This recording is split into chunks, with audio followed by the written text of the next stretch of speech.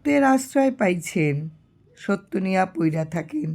সত্য চিরদিনই সত্য, সত্য কোনো দিন মিথ্যা হয় না। বাড়ি শ্রেষ্ঠ তীর্থ, সংসার ধর্মই শ্রেষ্ঠ ধর্ম। শ্রী শ্রী রাম ঠাকুরের কথা। জয় রাম, জয় রাম। ডাক্তার দাশগুপ্তর বাড়িতে রাসের উৎসব। সন্ধ্যার পর বাড়ির সকলেই সেখানে চলে গেল। বাড়িতে শ্রী শ্রী ঠাকুর একা বিছানার উপর বসে আছেন। ভোগের সব জিনিস জোগাড় করে ঘর মুছছি। ঠাকুরমশাই জিজ্ঞেস করলেন, মা, আপনি ডাক্তারবাবুর বাড়ি গেলেন না? একটু আবদারের সুরেই বললাম, বাবা, আপনার ছেলে আমাকে কোথাও নিয়ে যান না। কত তীর্থস্থানে বেরিয়ে এসেছেন, আমায় কোথাও নিয়ে যাননি।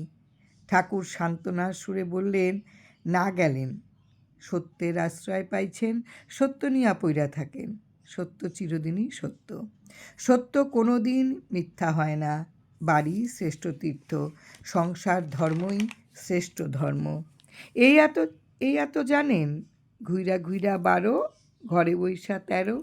সেই সত্য আপনার ঘরে সর্বদাই আছে, মন দিয়া সেবা করেন। সত্যের কাছে কোনো দিন কিছু চাইতে হয় না, সত্য কোনো দিন অভাবও রাখে না। আবদারের সুরে যে কথা বলেছিলাম, মনের আসল কথাটিও যে তাই ছিল। তীর্থস্থানে বেড়ানোর ইচ্ছেটা খুবই ছিল। আসলে তীর্থ বেড়ানো মানে তো শুধু ভক্তি নয়, নানান জায়গা বেড়ানোর আনন্দ।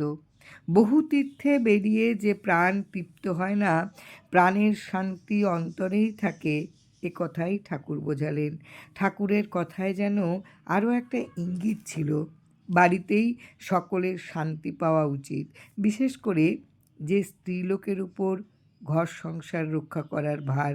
তার বেড়াই বেড়াই বাতিক থাকলে সুস্থ সেগুলো কিন্তু সুস্থ প্রবৃত্তি নয়। বাড়ি শ্রেষ্ঠ তীর্থ, সংসার ধর্মই শ্রেষ্ঠ ধর্ম।